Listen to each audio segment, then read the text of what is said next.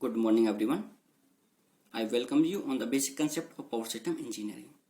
So, the power system engineering I have divided in a different module, so the teaching will be easy. The first one module is traveling wave in transmission line. So, in this module, we will discuss about the reflection coefficient of voltage, reflection coefficient of current, okay, characteristic impedance, standing wave ratio, and all the things that are related to traveling wave. So, let's start. The first one question that arises in our mind is what is traveling wave. सबसे पहला question ये कि travelling wave है क्या. So guys, travelling wave is nothing but simple voltage और current wave that travel over the transmission line from source to the load. ठीक है, एक सिंपल वोल्टेज और करंट वेव है जो हमारे सोर्स से लोड की ओर ट्रेवल करते हैं थ्रू ट्रांसमिशन लाइन. और somewhere you might be heard about the standing wave. So the basic difference between the traveling wave and standing wave is that traveling wave transports the energy from source to the load. ठीक है, लेकिन standing wave में ऐसा नहीं होता है. Okay, now let's move to the coefficients. So the first one coefficient is reflection coefficient of voltage. So reflection coefficient of voltage is defined as the ratio of ZL minus के Z naught upon ZL plus के Z naught. ठीक है ना. और in some question you might we need to calculate Z C. कुछ question में क्या होगा ना, आपको जेड सी दिया हुआ नहीं होगा. ठीक है ना, तो वहां पे आपको जेड सी कैलकुलेट करना होगा. जेड सी कैलकुलेट करने का सिंपल फॉर्मूला है, ये आपको शायद याद भी होगा. जेड सी को हम कैलकुलेट कर सकते हैं by using square root of L by C और by using square root of Z open circuit into Z short circuit impedance of transmission line. जो भी आपको वैल्यू दिया हुआ, अगर आपको एल और सी का वैल्यू दिया है तो स्क्वायर रूट एल बाई सी से कैलकुलेट कर सकते हैं. अगर आपको ओपन सर्किट इंपीडेंस और शॉर्ट सर्किट इंपीडेंस दिया हुआ ट्रांसमिशन लाइन का तो इस फॉर्मूले से यूज कर सकते हैं. ठीक है ना. Now once you know the value of gamma V, अगर आपको गामा वी का वैल्यू पता चल गया है then you can calculate standing wave ratio. Standing wave ratio क्या होता है कि अपना 1 प्लस के मैग्नीट्यूड ऑफ गामा, 1 प्लस के magnitude of gamma upon 1 minus के मैग्नीट्यूड ऑफ गामा. ठीक है ना, यहाँ पे ध्यान रखना आपको मैग्नीट्यूड ऑफ गामा है. ठीक है, याद रखना आपको, कहीं सिंपल 1 प्लस के गामा अपन 1 माइनस के गामा करके आ जाओ. ठीक है ना, 1 प्लस के मैग्नीट्यूड ऑफ गामा है. ठीक है, इसका जो रेंज है वो वेरी करता है 1 टू इन्फिनिटी. ये भी आपको याद रखना है. स्टैंडिंग वेव रेशियो का मिनिमम वैल्यू होता है 1 और मैक्सिमम वैल्यू होता है इन्फिनिटी. ठीक है, okay. Now come to the point. Travelling wave को आसान बनाने के लिए कि मैं ट्रेवलिंग वेव के सारे क्वेश्चन को एक ही फॉर्मूले से सॉल्व करूंगा. ठीक है ना, और आपको भी यही करना है कि जैसे मैं सॉल्व कर रहा हूं आपको D2 ऐसे ही सॉल्व करना है एग्जाम में. ठीक है ना, तो मैं हमेशा सारे क्वेश्चन को सॉल्व करने के लिए सिर्फ इस फॉर्मूले का यूज करूंगा, दिस वन. ठीक है ना, और कोई फॉर्मूला आपको यूज नहीं करना है. आपको किसी बुक से भी, किसी कोचिंग इंस्टीट्यूट के मटेरियल से कोई फॉर्मूला याद नहीं रखना. आपको सिर्फ याद रखना है ये वाला formula, gamma equal 1 by Z not minus के 1 बाई जेड एल अपॉन में 1 प्लस के Z not 1 by Z not sorry plus के 1 बाई जेड एल.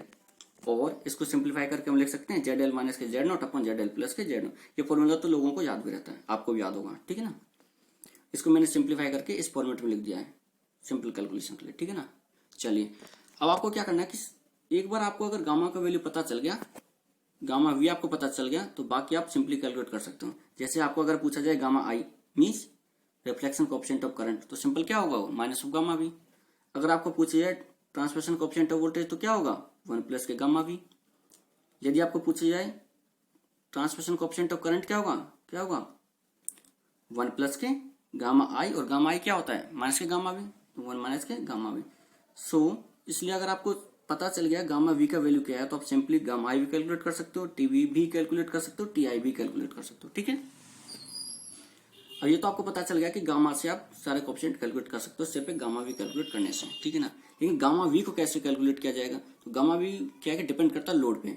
ठीक है ना, अगर आपका केस 1 जैसे कि आपका ओपन सर्किट ट्रांसमिशन लाइन है, आपका शॉर्ट सर्किट ट्रांसमिशन लाइन है, आपका परफेक्टली मैच ट्रांसमिशन लाइन है, और आपका ट्रांसमिशन लाइन ऐसा है जिसका कि जेड एल डिफरेंट है, कैरेक्टरिस्टिक इंपीडेंस है. ठीक है ना, ये 4 केस पॉसिबल है. तो चारों केस के जो आपका गामा वी है वो याद रख सकते हो, वेल एंड गुड. नहीं भी याद रखते हो तो आपको कुछ नहीं करना, आपको ये वाला फॉर्मूला याद रखना बस. ठीक है ना, अगर आप भूल भी जाओ तो आपको सिंपल ये वाला फॉर्मूला याद रखना बस, इसमें आपको पुट कर देना वैल्यू. देखो जैसे अगर आपको कैलकुलेट करना है ओपन सर्किट लाइन के लिए, ओपन सर्किट लाइन में क्या होता है जेड एल इन्फाइनाइट होता है, अपना जेड एल इन्फाइनाइट होता है. जेड एल को इसमें पुट करो, यहाँ पे इसमें पुट करो जेड एल को, तो 1/z0 माइनस के 1/zl, जेड एल को वैल्यू इन्फाइनाइट पुट करो, तो 1/इन्फाइनाइट कितना हो जाएगा 0, डिनोमिनेटर में सेम हो जाएगा 1/z0 प्लस के 1/इन्फाइनाइट, 1/इन्फाइनाइट अगेन 0 हो गया, तो बचा क्या 1/z0 अपॉन 1/z0, तो सिंपल गामा क्या हो गया 1। ठीक है, हो गया कैलकुलेट। इसके बाद मैं आपको ट्रिक भी बताऊंगा, इसको याद अगर आप करोगे तो कैसे याद करो, ठीक है ना। अभी सिर्फ ऐसे देख लो कि फॉर्मूले से आप कैसे कैलकुलेट कर सकते हैं, ठीक है ना। अगर आपको दिया जाए short circuit wave, short circuit transmission line दिया हुआ है, तो उस केस में क्या होगा, जेडएल 0 होता है, जेडएल का वैल्यू 0 पुट करो, यहाँ पे जेडएल 0 पुट करो, 0 माइनस के Z0 अपॉन 0 प्लस के Z0, क्या हुआ माइनस के Z0 अपॉन प्लस के Z0, बच्चा माइनस के 1, तो गामा आपका हो गया माइनस के 1, ठीक है ना। तो शॉर्ट सर्किट ट्रांसमिशन लाइन में क्या होता है आपका गामा -1 होता है। ऐसे ही अगर आपका लाइन जो है ट्रांसमिशन लाइन वो परफेक्टली मैच्ड है, मीन्स जेडएल इक्वल Z0 है, जेडएल इक्वल Z0 अगर यहाँ पे हम पुट करेंगे तो क्या हो जाएगा Z0 माइनस के Z0 अपॉन Z0 प्लस के Z0 मीन्स 0/2 Z0, गामा क्या हो गया 0, ठीक है। तो इसके लिए भी सेटिस्फाई हो गया। अब फोर्थ कंडीशन ये है कि आपका जो जेडएल वो डिफरेंट है Z0 से, उस केस में क्या है कि गामा का कुछ वैल्यू आएगा वो आप कैलकुलेट कर लीजिएगा, ठीक है। सिंपल वैल्यू पुट करो जेडएल का और Z0 का, गामा की वैल्यू को कैलकुलेट कर लो। तो आपको क्वेश्चन में कुछ भी पूछा जाए, आपका पहला काम है सिर्फ गामा वी कैलकुलेट करना, क्योंकि अगर आपने एक बार गामा वी कैलकुलेट कर लिया तो गामा आई टीवी टीआई सारा कोफिशिएंट कैलकुलेट कर सकते हो, ठीक है ना। और वो कैसे कैलकुलेट करना है वो मैं आपको बता दूंगा, ठीक है ना। तो अभी आपको इतना समझ में आया कि गामा वी अगर आप भूल जाओ तो कैसे बेसिक फॉर्मूले से कैलकुलेट कर सकते हो, ठीक है ना। इसको याद कैसे रखना, अगर आप याद करना चाहो तो देखो, जब आपका ओपन सर्किट लाइन है, ओपन सर्किट ट्रांसमिशन लाइन है, उस केस में क्या है कि ये अपना ट्रांसमिशन लाइन है, ठीक है, ये ओपन सर्किटेड है, कुछ कनेक्टेड नहीं है इसके अक्रॉस, क्या होगा अपना वोल्टेज सर्ज आया सीधा निकल गया, सिंपल, गामा में क्या हुआ 1, ठीक है, याद हुआ। ओपन सर्किट में क्या है, सर्ज वोल्टेज इधर से आया सीधा निकल गया, गामा इक्वल 1, ठीक है। नाउ शॉर्ट सर्किट लाइन के लिए ये अपना ट्रांसमिशन लाइन है, ठीक है, ये अपना ट्रांसमिशन लाइन है शॉर्ट सर्किटेड। अब देखो सर्ज इधर से आया रिटर्न होकर वापस चला गया, पाथ मिल गया ना उसको, पाथ मिल गया, तो गामा क्या हुआ रिटर्न चला गया ना, आया और वापस चला गया, वापस मतलब -1, ठीक है ना। शॉर्ट सर्किट लाइन के लिए क्या होगा -1, ठीक है ना। थर्ड क्वेश्चन, थर्ड आपका जेडएल इक्वल Z0, ये अपना ट्रांसमिशन लाइन है, ठीक है, इसके अक्रॉस हमने इंपीडेंस कनेक्ट किया इक्वल टू कैरेक्टरिस्टिक इंपीडेंस के, हुआ एक वोल्टेज सर्ज जहां से आया वो पूरा का पूरा एग्जॉस्ट हो गया मेरे Z0 में, तो ना तो रिफ्लेक्ट हुआ ना ट्रांसमिट हुआ, ठीक है ना, वो एब्जॉर्ब हो गया अपने लोड में, ठीक है ना, उसका जितना भी एनर्जी था सर्ज का वो यहाँ पे एडजस्ट हो गया, गामा भी क्या हुआ 0, ठीक है। और फोर्थ केस में तो आप कैलकुलेट कर ही लोगे वैल्यू पुट करके, सिंपल याद हुआ। ओपन सर्किट के लिए देखो, ओपन सर्किट के लिए ये ओपन सर्किट है, सर्ज आया सीधा निकल गया, गामा वी इक्वल 1। शॉर्ट के लिए ये रहा आपका short line transmission line, surge आया वापस चला गया मतलब -1, ठीक है, याद हो गया।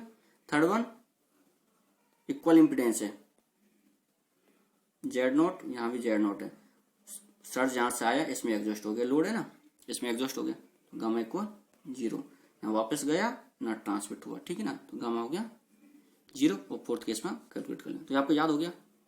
अगर आपको ये याद हो गया तो रिलेशन भी याद हो जाएंगे। सिंपल रिलेशन में देखो, आपको रिफ्लेक्शन कोएफिशिएंट ऑफ वोल्टेज मालूम है, उसका जस्ट अपोजिट होता है रिफ्लेक्शन कोएफिशिएंट ऑफ करंट, ठीक है, उसका जस्ट अपोजिट है। वोल्टेज के लिए कैलकुलेट करो, करंट के लिए जस्ट अपोजिट है। नाउ सिंपली अब देखो ट्रांसमिशन क्या होता है ना, ट्रांसमिशन कोएफिशिएंट क्या होता है 1 प्लस के रिफ्लेक्शन कोएफिशिएंट होता है, सिंपल, एक जोड़ दो, गामा भी कैलकुलेट करो उसमें एक जोड़ दो, ट्रांसमिशन कोएफिशिएंट हो गया, ठीक है। ऐसे ही अगर वोल्टेज के लिए पूछा है तो वोल्टेज के लिए लिख दो, करंट के लिए पूछा तो करंट के लिए लिख दो, 1 प्लस के गामा आई, और गामा आई आपको पता ही है माइनस के गामा भी होता है, तो इसको ऐसे भी लिख सकते हो 1 माइनस के गामा भी। रिलेशन भी आसान है, कुछ है ही नहीं, करंट के लिए माइनस, ट्रांसमिशन के लिए 1 प्लस कर दो बस, ट्रांसमिशन कोएफिशिएंट ऑफ वोल्टेज है तो 1 प्लस के reflection coefficient of voltage, transmission coefficient of current है तो 1 प्लस के रिफ्लेक्शन कोएफिशिएंट ऑफ करंट हो जाएगा, और रिफ्लेक्शन कोएफिशिएंट ऑफ करंट क्या होता है माइनस के रिफ्लेक्शन कोएफिशिएंट ऑफ वोल्टेज, ठीक है। तो रिलेशन आपके समझ में आ गया। अब देखो आपने सिर्फ एक फॉर्मूला यूज करके कोई भी कोएफिशिएंट हम कैलकुलेट कर सकते हैं, ठीक है ना, सिर्फ इस फॉर्मूले से। और ये भी अगर भूल जाओ आप, ये तो भूलना ही नहीं है वैसे, फिर भी भूल जाओ तो ये तो याद रखो ही, तीन केस तो आपको हमेशा याद होने चाहिए। ओपन सर्किट के लिए सर्ज आया सीधा चला गया, शॉर्ट के लिए सर्ज आया रिटर्न पाथ मिल गया वापस चला गया, मतलब -1। इक्वल है पूरा एग्जॉस्ट हो गया मतलब 0, ठीक है। और फोर्थ केस तो फिर आपको कैलकुलेट करने के लिए फॉर्मूला का रिक्वायरमेंट होगा ही होगा, ZL माइनस के Z0 अपॉन ZL प्लस के Z0, ठीक है ना। सिंपल इसको ऐसे ही याद कर सकते हो आप। ये देखो ये आपका Z0, ये आपका ZL, ठीक है ना। आपको करना है ZL माइनस के Z0 अपॉन में ZL प्लस के Z0, हो गया खत्म। इसमें क्या है माइनस, यहाँ पे प्लस, इस डायरेक्शन में अपोजिट डायरेक्शन में याद रखना, कहीं Z0 माइनस के ZL कर दूं, ये ZL माइनस के Z0, ठीक है। चलो अब सीधा क्वेश्चन प्रैक्टिस करते हैं, ठीक है ना। उसमें आपको पूरा समझ में आएगा कि कैसे यूज करते हैं। देखो अभी 10-10 सेकंड में सारा क्वेश्चन हम सॉल्व कर लेंगे। फर्स्ट वन क्वेश्चन, पहला क्वेश्चन सॉल्व करते हैं। In the relation S equal 1 plus के magnitude of gamma upon 1 minus के magnitude of gamma, the value of S and gamma where S stand for wave ratio and gamma is reflection coefficient respectively very H। और यहाँ पर पूछे कि S की range क्या है, ठीक है। गामा का रेंज दिया नहीं है, लेकिन आपको गामा का रेंज तो पता ही है, -1, 0 और +1।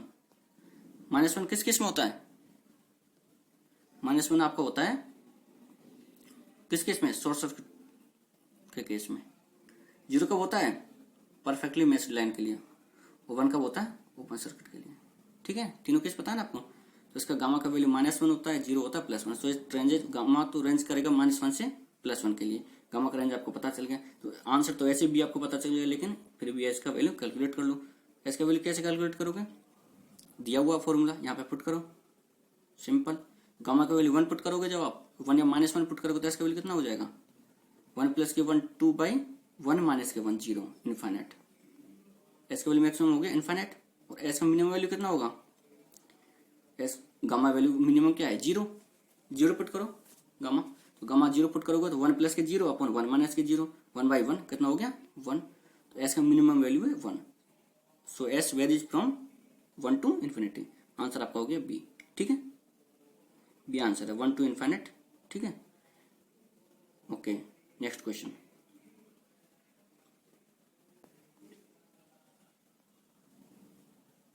A lossless transmission line with characteristic impedance of 600 ohm is terminated in a purely resistive load of 900 ohm. The reflection coefficient, अब यहाँ पे आपको reflection coefficient पूछा है इसने, सिंपल। ZL कितना है 900 ohm दिया है, Z0 600 ohm दिया है, सिंपल ZL माइनस के Z0 मीन्स ये हो गया आपका ZL माइनस के Z0 और ZL प्लस के Z0, कितना हो जाएगा 900 माइनस के 600 300 अपॉन में 900 प्लस के 600 कितना हो गया 1500। सो वैल्यू कितना है 3/15, 3/15 मीन्स 1/5, और 1/5 को क्या कर लिख सकते हैं 0.2। सो ए इज द करेक्ट आंसर, ठीक है। चलिए next question. What is the value of standing wave ratio in free space for reflection coefficient gamma equal -1/3। Gamma का वैल्यू आपको दे दिया है -1/3। स्टैंडिंग वेव रेशियो पूछा है, एस सिंपल है 1 प्लस के magnitude of gamma, magnitude of -1/3 upon में 1 minus के मैग्नीट्यूड ऑफ -1/3, सिंपल है, कुछ करना ही नहीं है। तो यहाँ पे कितना हो जाएगा 1 प्लस के 1/3 4/3, नीचे क्या हो जाएगा 1 माइनस के 1/3, ये हो जाएगा आपका कितना 2/3, 4/3 अपॉन 2/3 कितना होगा 4/2, 4/2 हुआ ना, means 2। D is the correct answer, ठीक है, सिंपल कैलकुलेशन है। Next one, the open circuit and short circuit impedance of a line are 100 ohm each, what is the characteristic impedance of the line. यहाँ पे आपको पूछा characteristic impedance line का क्या होगा, ZC, as we know ZC equal square root of Z open circuit into में Z short circuit, ठीक है। फॉर्मूला लिखा है तो आपको फर्स्ट पेज पे, ठीक है। इसमें वैल्यू पुट करो सिंपल, इसने दिया है कि 100 ohm है, open circuit value, short circuit impedance and open circuit impedance दोनों का वैल्यू 100 ohm। इसमें पुट कर दो 100 ओम यहाँ पे, ठीक है। तो आपका जेड सी कितना हो जाएगा, स्क्वायर रूट 100 इंटू में 100, सिंपल आपका वैल्यू हो गया 100 ओम, ठीक है। इसका आंसर हो जाएगा 100 ओम। ओके, चलो next question. When a lossless transmission line is terminated by a resistance equal to surge impedance, then what is the value of the reflection coefficient? ये तो सिंपली आपका कौन सा केस है, सर्ज इम्पीडेंस इक्वल्स टू है आपका load impedance के, Z L equals to Z not, perfectly matched line, gamma भी क्या हो जाएगा 0, जेड एल माइनस के जेड नॉट मीन्स क्या हो जाएगा, जेड नॉट माइनस के जेड नॉट, 0 हो गया ना, 0 simply, C is correct answer. ये 2005 में पूछा हुआ क्वेश्चन है, ठीक है। Next problem, for a line of characteristic impedance Z not terminated in a load of Z R such that Z R equals to Z not by 3, what is the reflection coefficient gamma L. यहाँ पे क्या है कि gamma we को denote किया है gamma L से, तो ये कंफ्यूज नहीं होना सब में ना, gamma L equals to as we know gamma V equal Z L minus के Z naught, okay.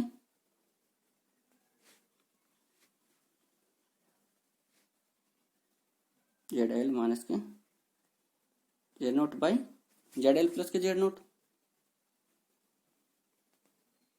Simple value put करूं, कुछ है ही नहीं इसमें तो, ठीक है ना। जेड एल दिया है जेड नोट बाई 3, तो जेड नोट बाई 3 माइनस के Z note upon Z naught by 3 plus के जेड नोट, कितना हो गया, जेड नोट बाई 3 माइनस के जेड नोट हो गया माइनस के 2 जेड नोट, ओके। आपको हो गया माइनस के 2 जेड नोट हो गया ऊपर, और डिनोमिनेटर में हो जाएगा जेड नोट बाई 3 प्लस के Z naught means 4 Z note हो जाएगा, 4 जेड नोट। आपको हो गया माइनस के 1/2, so this is your correct answer. Now move to the another problem. What does the standing wave ratio of unity imply? और देखो इसके दो ऑब्जर्वेशन है, स्टैंडिंग वेव रेशियो यूनिटी का दो मतलब होता है, first one is S equal V max by V minimum, okay. यदि ये वन है it means V max equal V minimum means flat voltage profile. एक तो इसका ये ऑब्जर्वेशन है कि अगर स्टैंडिंग वेव रेशियो वन है आपका तो फ्लैट वोल्टेज प्रोफाइल होगा और फ्लैट करंट प्रोफाइल भी होगा of course. Second observation, S equal 1 plus के magnitude of gamma by 1 minus के मैग्नीट्यूड ऑफ गामा, ठीक है ना, ओके। ये आपका अगर वन है in that case gamma equals to, you can rearrange ना, इट बिकम एस माइनस के 1 अपॉन में एस प्लस के 1, it become simply standing wave ratio 1 दिया है, 1 माइनस के 1 0 by 2 means 0, it means also, so gamma 0 है, it means perfectly match line है आपका। In that case, ZL equals to Z0 means transmission line characteristic impedance is equal to load impedance. So C is your correct answer. Okay. Next question. A 75 ohm transmission line is first short circuited and the minima location are noted. When the short is replaced by a resistive load RL, the minima location are not altered and the voltage standing wave ratio is measured to be 3. The value of R L, यहाँ पे आपको क्या दिया है, voltage standing wave ratio दिया है 3, okay. यहाँ से आप क्या निकाल सकते हैं, gamma, you can calculate gamma from here, so gamma become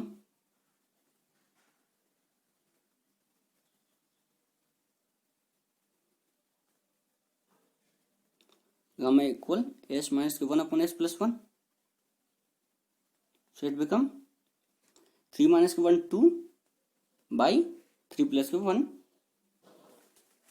4, okay, so it become 1/2, ठीक है।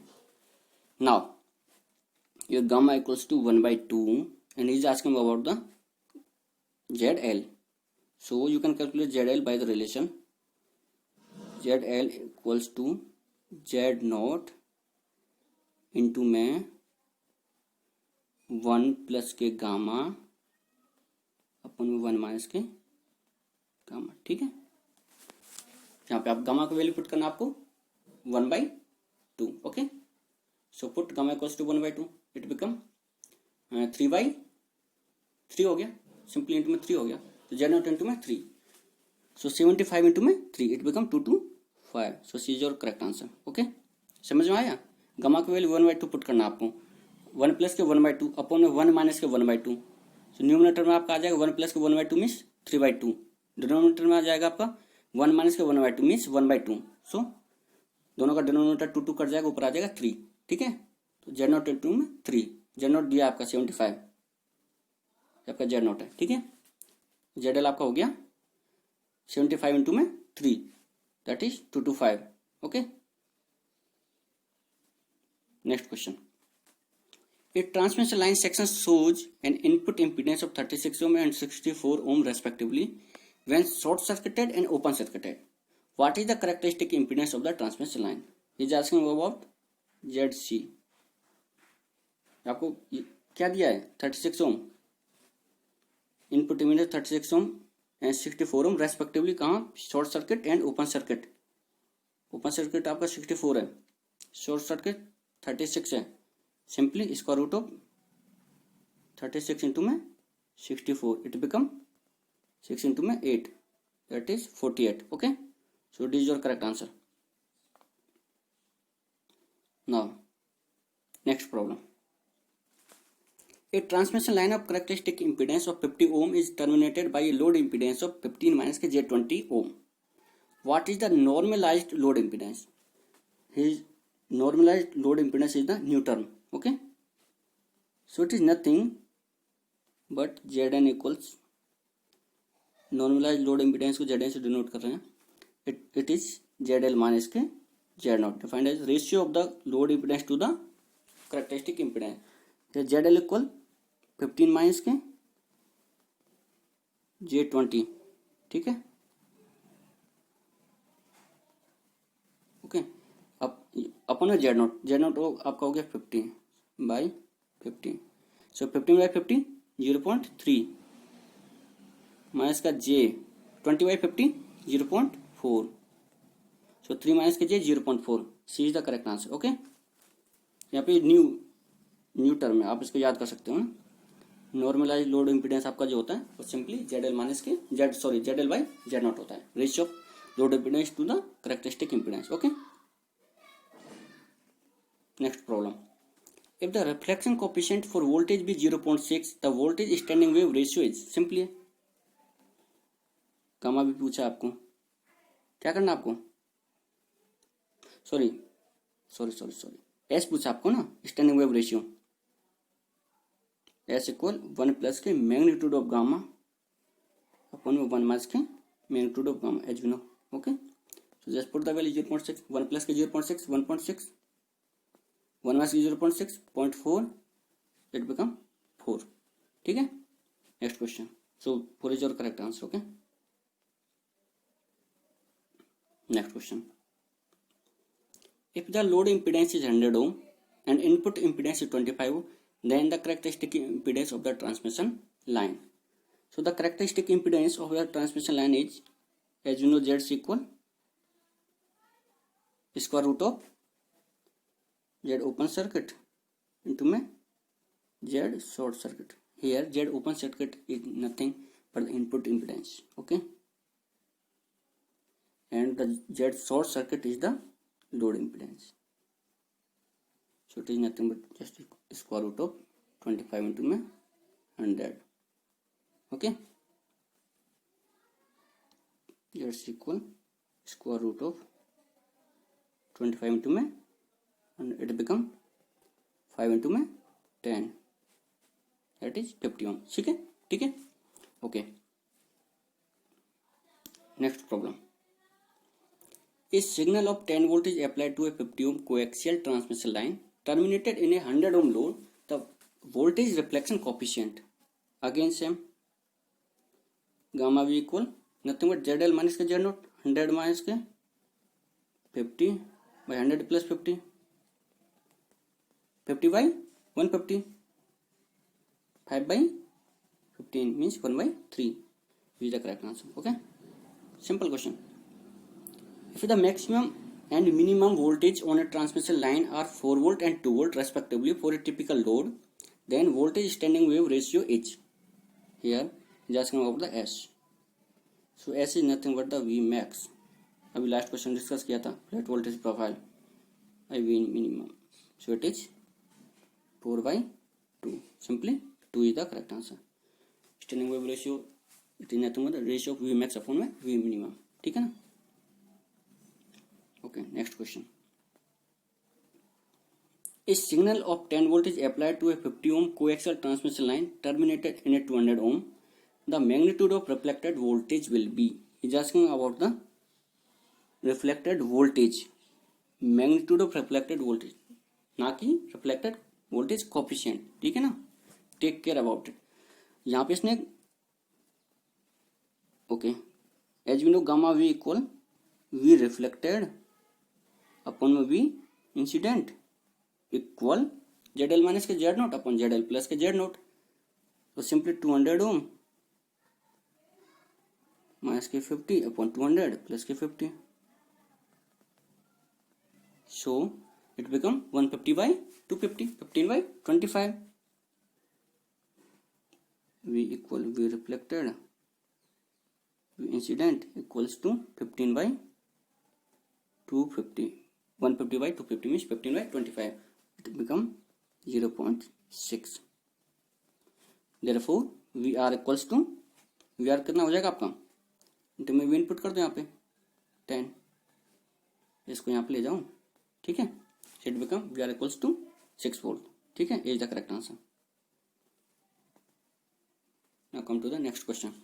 ए transmission line of characteristic impedance 50 ohm is terminated at one end by plus के J50 ohm. The voltage standing wave ratio produced by the line is asking about the S. Voltage standing wave ratio S V है. It is nothing but 1 plus के magnitude of gamma upon 1 minus के magnitude of gamma. ठीक है ना. यहाँ पे magnitude of gamma क्या होगा आपका, gamma V equals to Z L minus के Z naught means J50.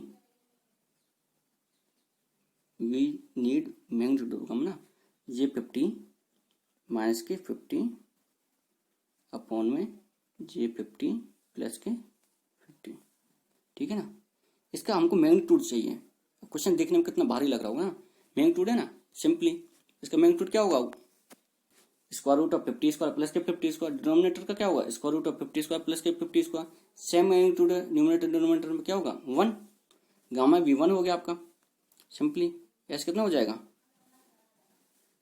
1 plus के magnitude of gamma means 1 by 1 minus के 2 by 0 means infinity. Something by 0 means infinity. So C the correct answer. Next question. A lossless transmission line having characteristic impedance Z0 is terminated in a load of ZR. If the value of ZR is exactly half of Z0, then reflection coefficient gamma L is. Again, he is asking about gamma V. Simply ZL minus के Z0. यहाँ पे ZL कितना दिया, exactly half of Z0 means Z0 by 2 minus के Z0. Okay. Upon Z0 by 2 plus के Z0. It become minus के Z0 by 3Z0. तो it become minus के 1/3. ठीक है ना. सी द करेक्ट आंसर. कर लेना बेसिक कैलकुलेशन. ठीक है. An overhead transmission line having surge impedance Z1 is terminated to an underground cable of surge impedance Z2. The reflection coefficient for a traveling wave eight the junction of the line and the cable. एक transmission line दिया आपका, वो एक cable से connected है. ठीक है. ये आपका ट्रांसमिशन लाइन है. ठीक है ना. ये यहाँ तक ट्रांसमिशन लाइन है, ये आपका केबल है. ये Z1 है आपका, ये Z2 है. तो यहाँ पे क्या हो जाएगा reflection coefficient, simply Z2 minus के Z1 बाई Z2 प्लस के Z1. C the correct answer. ठीक है. सही नहीं है इसमें, तो सिंपल वही है. यहाँ पे ZL की जगह पे Z2 दिया आपको. ठीक है। Next question, the coefficient of reflection for current of an open ended line.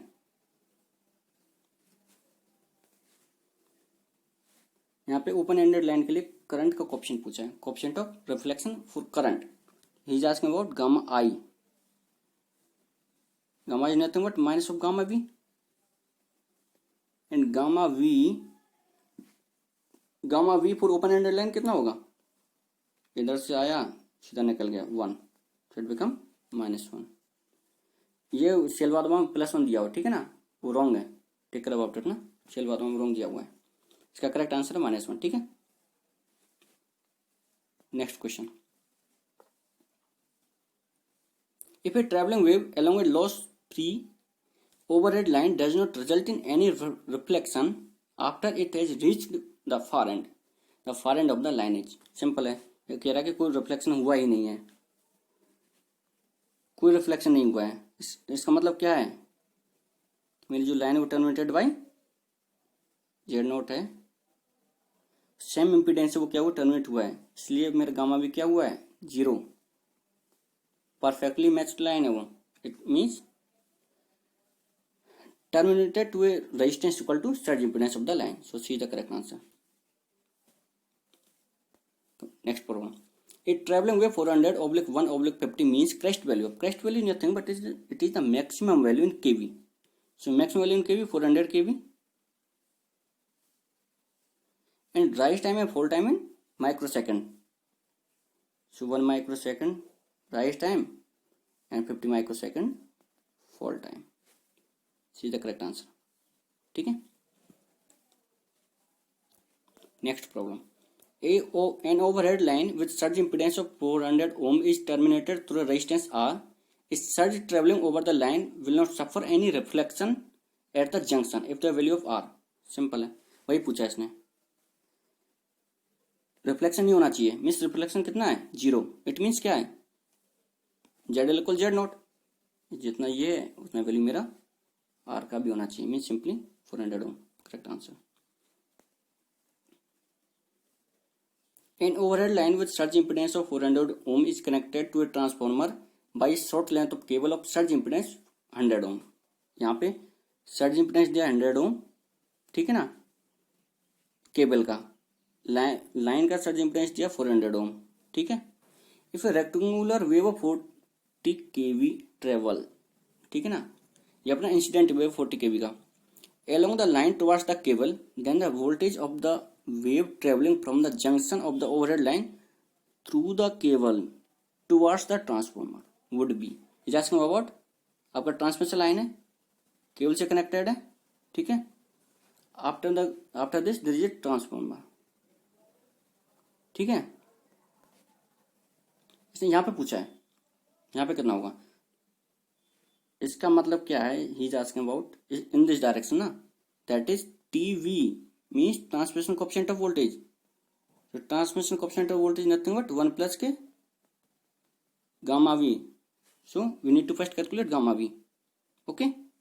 ये समझ में आया, ये अपना ट्रांसमिशन लाइन है, एक शॉर्ट लेंथ अंडरग्राउंड केबल से कनेक्टेड है, ठीक है ना, then there is a transformer connected to this, he is asking the overhead line through the cable towards the transformer, he is asking the TV, okay। और यहाँ पे कितना 40 kV का सर्ज है, ठीक है, and it is simple, calculate gamma भी आपका हो जाएगा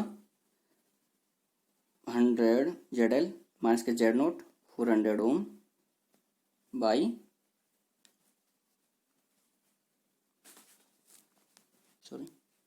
ये आपका हो जाएगा गामा इक्वल्स टू 100 माइनस के 400 अपन 100 प्लस के 400, इट बिकम माइनस के 3/5, ठीक है, माइनस के 3/5, okay. Now T equals to 1 plus के गामा वी मीन्स 1 माइनस के 3/5, it become 2/5, so your TV equals to 0.4, okay 0.4, ठीक है। नाउ जो टीवी इज डिफाइंड एज, वही सिंपली वी रिफ्लेक्ट अपॉन में वी इंसिडेंट, यहाँ से कितना हो जाएगा अपना मल्टीप्लाई बाई इंसिडेंट करना है 40 kV, तो 0.4 इंटू में 40 kV, इट बिकम 16 kV, ठीक है 16 kV, so 16 kV is the correct answer.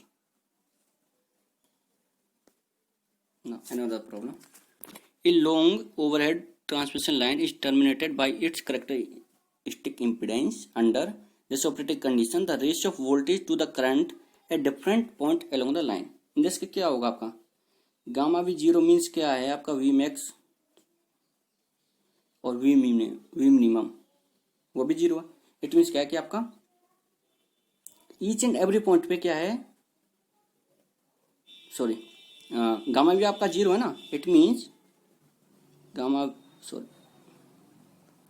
Gamma V आपका जीरो है, it means S equal to 1, ठीक है। Standing wave ratio 1 means V max upon V minimum, it means क्या V max by V minimum equals to 1 है, it means V max equal to V minimum means same voltage है, flat voltage profile, it means it remains the same at all the point, ठीक है समझ में आया ना, V max by V minimum.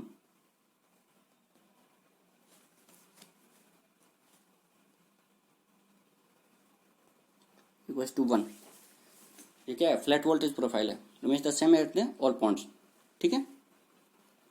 So your answer is D, remains the same at the all point. Next problem is the same repeated problem. The reflection coefficient of short circuited line for voltage, वही है कुछ है ही नहीं इसमें, तो short circuited line है, ये लो इधर से आया सर्ज इधर निकल गया -1, रिफ्लेक्शन कोएफिशिएंट पूछा है -1 is the correct answer. A lossless line terminated with its surge impedance, अभी क्या है फ्लैट वोल्टेज प्रोफाइल, ठीक है भाई same gamma V zero means S equal 1 means V max by V minimum equal 1, V max equal V minimum, flat voltage profile, ठीक है। और flat current profile भी होता है, दोनों ही होता है, ठीक है। नाउ रिमेंबर दिस पॉइंट ना, सॉरी ये आपका क्या है कि एसएससी जीए में इस टाइप के क्वेश्चन डाटाबेस पूछ लिए जाते हैं, ठीक है। तो characteristic impedance of free space is 377 ओम, इसको याद कर लीजिएगा, ठीक है। रिमेंबर दिस पॉइंट, एसएससी जीए में डायरेक्ट पूछ लेते हैं, ठीक है ना, without any data. So guys this is all about the travelling wave for transmission line. I hope you enjoy the video.